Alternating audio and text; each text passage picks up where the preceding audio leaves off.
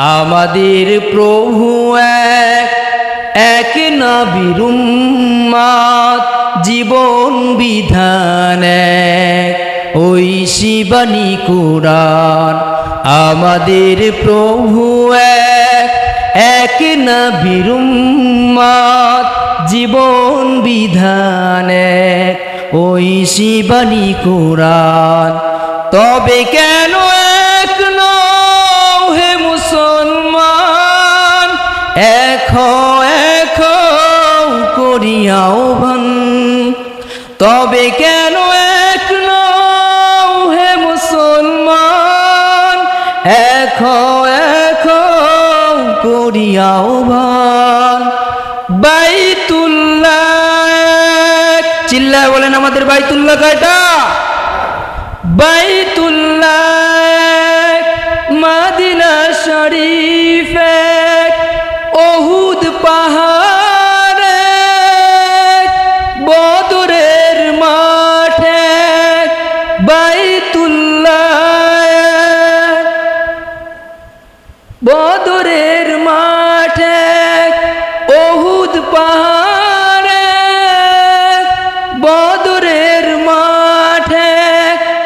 একটা তো জীবন আর মরণ তো একবার, সকলের তরে আছে একই স্থান। তবে কেন এক নও হে মুসলমান, এক করিয়া আহ্বান। আমাদের প্রভু এক, এক নবীর উম্মত, জীবন বিধান এক, ওই শিবানী কুরআন। কথা বলেন ঠিক কিনা? আল্লাহ আপনি আমাদের প্রত্যেকটা মুসলিম ভাইদেরকে এক প্ল্যাটফর্মে এসে একত্রিত মিল মহব্বত নিয়ে চলাফেরার এবং জীবন যাপন করার তৌফিক দান করেন, পড়েন আমিন। আল্লাহ কবুল করেন।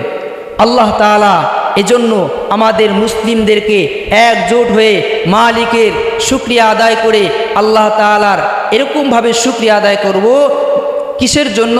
বলে মালিক এখনও অনেক মুসলিম ভাই বোনদেরকে হসপিটালে রেখেছেন, অনেক ভাই বোনদেরকে বিভিন্ন স্থানে কষ্টের মধ্যে রেখেছেন, কিন্তু আল্লাহ তাআলা আমাদেরকে অনেক সুস্থতার নিয়ামত দিয়ে ভালো রেখেছেন। এটা মালিকের বড় একটি নিয়ামত কিনা? কথা বলেন।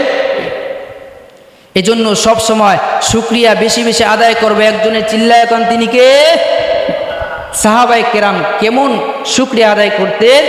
বলে রাসূল করিম সাল্লাল্লাহু আলাইহি ওয়াসাল্লাম একদিন মসজিদে নববীর মধ্যে নামাজে দাঁড়ায় গেলেন। কোথায়? জোরে কোন? মসজিদে নববীর মধ্যে। প্যারা হাবিব আমার ওই রাসূল মসজিদে নববীর মধ্যে নামাজে দাঁড়ায় গেছেন। মসজিদের মধ্যে যখন নামাজে দাঁড়ায় গেল, নামাজে দাঁড়া অবস্থায় পিছনে সাহাবায়ে কেরাম মুসল্লিয়ানে কেরাম তারাও নামাজে দাঁড়ায় গেলেন। নামাজ পড়বে রাসূল করিম সাল্লাল্লাহু আলাইহি ওয়াসাল্লাম সূরা ফাতিহা পড়লেন। আলহামদুলিল্লাহি রাব্বিল আলামিন, প্রশংসা করছেন একজনে, চিল্লায় কোন তিনি কে? আল্লাহ তাআলার প্রশংসা দিয়া নামাজ শুরু করলেন। নামাজে কিরাত পড়লেন, আল্লাহু আকবার বলে রুকুতে চলে গেলেন। রাসূল করিম সাল্লাল্লাহু আলাইহি ওয়াসাল্লাম রুকুতে গিয়ে সুবহান রাব্বিয়াল আযীম পড়লেন এবং সামিআল্লাহু লিমান হামিদা বলে যখন কালা দাঁড়ায় গেলেন, পিছনে থাকা মুসল্লি সাহাবায়ে কেরাম প্রত্যেকে বললেন হামদান, না সবাই বললেন রব্বানা লাকাল হাম। কিন্তু একজন সাহাবা ছিলেন, যেই সাহাবা রব্বানা লাকাল হাম পড়ার পরে একটু বাড়িয়ে একটু বলেছেন হামদান কাসীরান তাইয়িবান মুবারাকান ফি। রাসূল করিম সাল্লাল্লাহু আলাইহি ওয়াসাল্লাম নামাজ শেষ করলেন। নামাজ শেষ করে সাহাবায়ে কেরামদের দিকে মুখ ঘুরিয়ে বসলেন আর বললেন, ও আমার সাহাবীরা, আমি যখন নামাজরত অবস্থায় ছিলাম তখন আমার মনে মনে একটা জিনিস ভাবলাম। আমি যখন সামিআল্লাহু লিমান হামিদা বলে দাঁড়াইছি তখন আমার মনে হইল একজন সাহাবা পিছনে থেকে কে যেন একটু বাড়িয়ে হামদান কাসীরান তাইয়িবান মুবারাকান ফি, এই তাসবিহটা অতিরিক্ত তাসবিহটা কে পাঠ করেছো বলো? সবাই ভয় পাইতেছে, কেউ দাঁড়ায় না। রাসূল আমার ডাক দিয়া বললেন, ও আমার সাহাবীরা রে, ভয় কোনো নাই, কোনো টেনশন নাই রে, কোনো চিন্তা নাই, কোনো ভাবনা নাই, আমি তোমাদেরকে আশ্বাস দিলাম, কোনো ভয় পেও না। ও আমার সাহাবীরা রে, আমি তোমাদেরকে জিজ্ঞেস করলাম কে এই অতিরিক্ত তাসবিহটা পড়েছো আমাকে বলো। একজন সাহাবী দাঁড়ায় বললেন, ও নবী আমার, আমি আপনার একজন প্যারা সাহাবা, আমি আপনার এমন একজন আশিক, এমন একজন ভক্ত। ও রসুল, শুধু আপনার ভক্ত না রে, আমি আমার মালিকের বড় একজন আশিক। এই জন্য আমি সেই সাহাবী, যেই সাহাবী অতিরিক্ত তাসবিহটা পাঠ করেছি।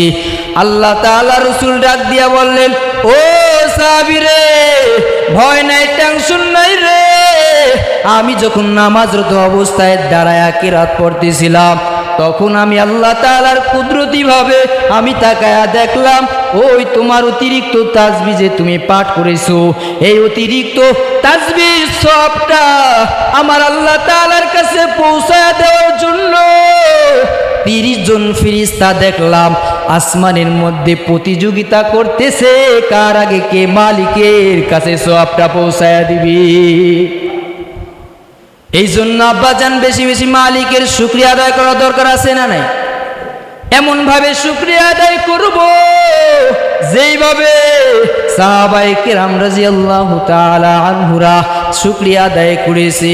আজকে আমাদের একটু টাকা হয়ে গেছে, আমাদের একটু ধন সম্পদ হয়ে গেছে, আমরা আল্লাহ তাআলার কাছ থেকে দূরে চলে গেলাম। আমাদের টেনশন নাই, নামাজের টেনশন নাই, রোজার টেনশন নাই, হজের টেনশন নাই, যাকাতের টেনশন নাই।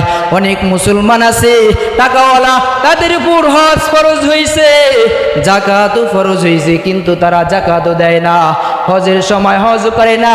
এই টাকাগুলো কিয়ামতের ময়দানে বড় সাপ আর বিচ্ছু হয়ে তাদেরকেই ধ্বংস করবে। কথা বলেন ঠিক কিনা? এই জন্য সময় মতন টাকা মালিকের রাস্তায় খরচ করে।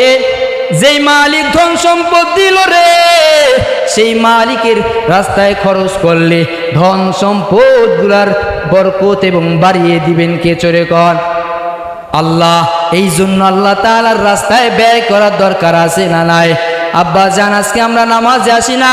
আজকে এত বড় একটা সমাজ, আপনাদের সমাজের যদি সব মুসল্লিয়ানে কেরাম মসজিদে এসে নামাজ আদায় করতো, আমার মন বলে এই মসজিদের মধ্যে জায়গা হতো না, মসজিদের বাইরেও বিছানা দেওয়া লাগতো।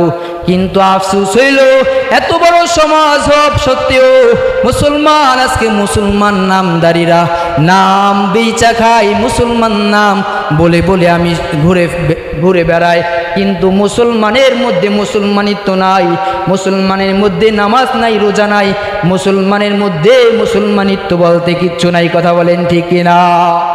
এই জন্য আল্লাহ তাআলার কাছে তওবা করেন। যেই মালিক রহমান আমাদেরকে বানাইছে, সেই আল্লাহ তাআলার শুকরিয়া আমাদেরকে, দুঃখে থাকি শুকরিয়া আদায় করবো একজনের, সুখে থাকি শুকরিয়া আদায় করবো একজনের, উঠতে বসতে সুখে দুঃখে সর্ব অবস্থায় একজনের শুকরিয়া আদায় করব।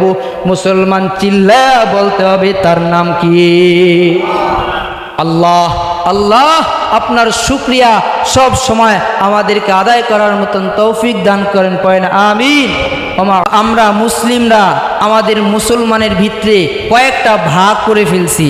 কেউ যদি বুকে হাত দিয়ে নামাজ পড়ে, তাহলে আমরা মনে করি এরা অন্য একটা ধর্মের মানুষ। আমরা কেউ যদি নাভির নিচে হাত দিয়ে নামাজ পড়ি, তাহলে হয়তো আমরা বুঝি যে আমরা অন্য এক ধর্মের মানুষ। কিন্তু মুসলমানের মধ্যে কোনো আলাদা করা যাবে? কথা বলেন। কে আহলে হাদিস, কে সুন্নি, কে ওয়াহাবি, এগুলো দেখার কোনো টাইম আছে? কথা বলেন না কেন? আমাদের পরিচয় একটাই, আমরা কি? মুসলিম, মুসলমান। আমরা কি? মুসলমান। আমরা মুসলিম কেন? বলে আমরা ইসলাম ধর্ম গ্রহণ করার কারণে আমরা মুসলিম। আর ইসলাম ধর্ম কোনো বাজে কোনো ধর্ম না, যেটা আল্লাহর প্রদত্ত দেওয়া ধর্ম, আল্লাহ তাআলার দেওয়া একটি ধর্ম, সেটার নাম হচ্ছে ইসলাম। চিল্লা এখন ঠিক কিনা? মুসলমানের ভরসা একটা, সেটা হলো আমাদের সাথে একজন আছে, চিল্লা এখন তিনি কে? আল্লাহ। রব আমাদের সব, যে রব আমাদের সাথে আছে, আমাদের কোনো ভয় চিন্তা ভীতি আমাদের অন্তরে থাকার কথা। এজন্য আমরা মুসলিম। আমাদের এখনই জোট হওয়ার একটা সময়, উলামায়ে কেরাম যারা বিভিন্ন সময় একত্রিত হতে পারেন নাই, একজনকে আরেকজন গালি দিয়ে সময় নষ্ট করেছেন, এখন উলামায়ে কেরামের সময় এসেছে এক প্ল্যাটফর্মে আসার। কথা বলেন ঠিক কি না? এখন যে একটা আমাদের দেশের পরিস্থিতি, এই সময় হক্কানি উলামায়ে কেরাম সব যদি এক হয়ে যায়, তাহলে সাধারণ জনগণ, সাধারণ মুসলিমও উলামায়ে কেরামের পক্ষে কাজ করবে। কথা বলেন ঠিক কি না?